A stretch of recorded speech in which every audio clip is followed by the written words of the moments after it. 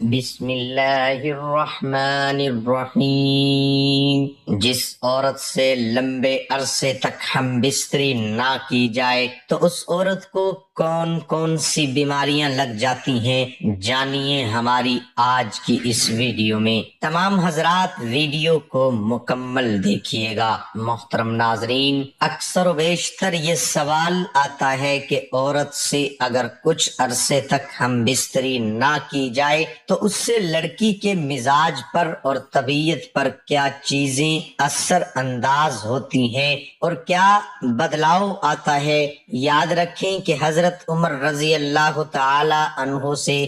جب یہ بات پوچھی گئی کہ ایک عورت اپنے شوہر کے بغیر اور ایک مرد اپنی بیوی کے بغیر کتنا عرصہ رہ سکتا ہے، تو حضرت عمر رضی اللہ تعالی عنہ نے فرمایا کہ عورت صرف اور صرف 4 مہینے، اللہ پاک نے عدت کی جو مدت بنائی ہے وہ بھی 4 مہینے 10 دن ہے۔ اگر شوہر مر جائے اس صورت میں اور اگر طلاق ہو تو 3 حیض یاد رکھیں صرف اس مدت تک عورت رہ سکتی ہے، اور اگر اس مدت کے بعد بھی بیوی کو اگر اس کا حق نہ دیا جائے، اس کے ساتھ ہم بستری نہ کی جائے، اس کے ساتھ بوس و کنار نہ کیا جائے، اس کے ساتھ پیار و محبت والا معاملہ نہ کیا جائے، یا اس کے ساتھ ملا نہ جائے، اسے اس کے حقوق نہ دیے جائیں، تو ایسے میں سب سے بڑا فساد تو یہ ہوگا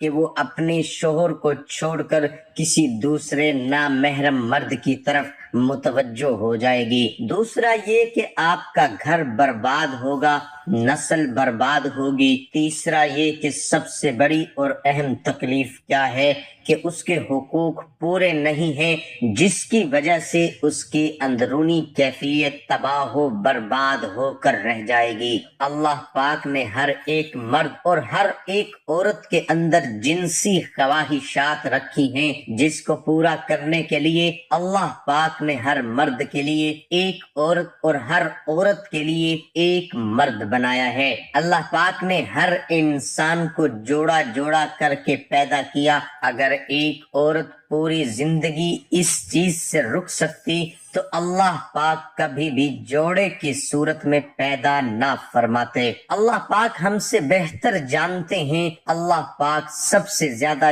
جاننے والے ہیں، لہذا اللہ پاک کے معاملے میں خلل ڈالنا، اللہ کے معاملات میں رد و بدل کرنا انسان ہونے کے باوجود خدائی دعوے دار ہونے کے برابر ہے۔ لہذا کسی بھی بیوی کو 4 مہینے سے زیادہ نہ چھوڑا جائے۔ اس سے زیادہ چھوڑنے والے پر سخت کارروائی بھی ہونی چاہیے کہ اس کی بیوی کے حقوق پورے نہیں ہو رہے، چاہے وہ کسی بھی معاملے میں ہو۔ اگر شوہر کاروباری سلسلے میں ملک سے باہر ہے تو وہ پھر اپنی بیوی کو اپنے ساتھ رکھے یا پھر 4 مہینے سے پہلے اپنے گھر تشریف لائے تاکہ وہ اپنے حقوق پورے کر سکیں۔ ناظرین، کتاب و سنت کے مطابق بیوی کے اپنے خاوند پر کیا حق ہیں، یا دوسرے معنوں میں خاوند کی اپنی بیوی کے بارے میں کیا ذمہ داریاں ہیں، اور اسی طرح بیوی کی اپنے خاوند کے بارے میں کیا ذمہ داریاں ہیں۔ صرف بیوی کے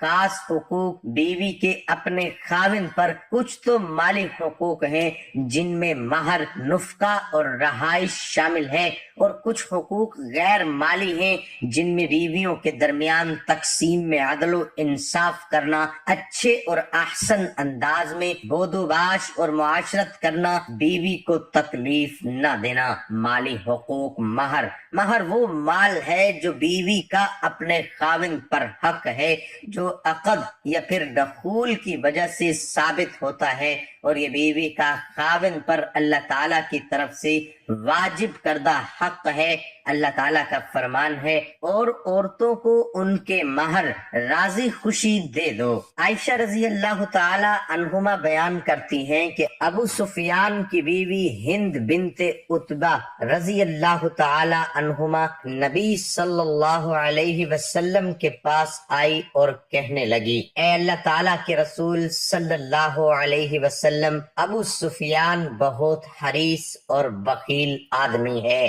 مجھے وہ اتنا کچھ نہیں دیتا جو کہ مجھے اور میری اولاد کے لیے کافی ہو، الا یہ کہ میں اس کا مال اس کے علم کے بغیر حاصل کر لوں، تو کیا ایسا کرنا میرے لیے کوئی گناہ تو نہیں؟ رسول اکرم صلی اللہ علیہ وسلم فرمانے لگے، تو اس کے مال سے اتنا اچھے انداز سے لے لیا کر جو تمہیں اور تمہاری اولاد کو کافی ہو۔ ابو ہریرہ رضی اللہ تعالی عنہ بیان کرتے ہیں کہ نبی صلی اللہ علیہ وسلم نے فرمایا، عورتوں کے بارے میں میری نصیحت قبول کرو اور ان سے حسن و معاشرت کا مظاہرہ کرو۔ اب ہم ذیل میں چند ایک نبی صلی اللہ علیہ وسلم کی اپنی بیویوں کے ساتھ حسن معاشرت کے نمونے پیش کرتے ہیں، اور نبی صلی اللہ علیہ وسلم ہی ہمارے لیے قدوہ اور اسوہ اور آئیڈیل ہیں۔ زینب بنت ابی سلمہ کہتی ہیں کہ ام سلمہ رضی اللہ تعالی عنہا بیان کرتی ہیں کہ میں نبی صلی اللہ علیہ وسلم کے ساتھ چادر میں تھی تو مجھے ایام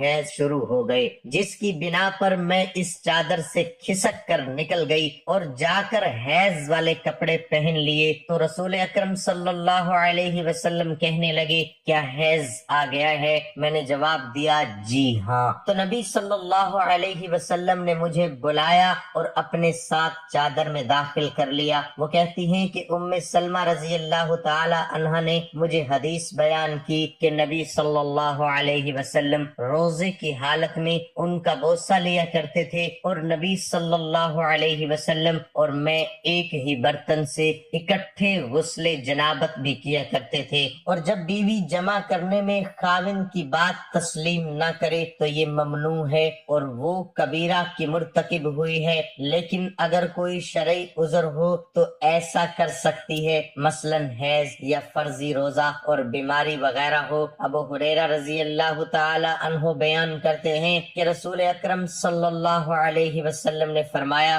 جب مرد اپنی بیوی کو اپنے بستر پر بلائے اور بیوی انکار کر دے تو خاوند اس پر رات ناراضگی کی حالت میں بسر کرے تو صبح ہونے تک فرشتے اس پر لعنت کرتے رہتے ہیں۔ اللہ پاک ہم سب کو دین کی سمجھ عطا فرمائے اور اس کے مطابق زندگی بسر کرنے کی توفیق عطا فرمائے، اور ہم سب کو شریعت کے مطابق زندگی گزارنے کی توفیق عطا فرمائے، اور ہمارا خاتمہ ایمان پر فرمائے، آمین ثم آمین۔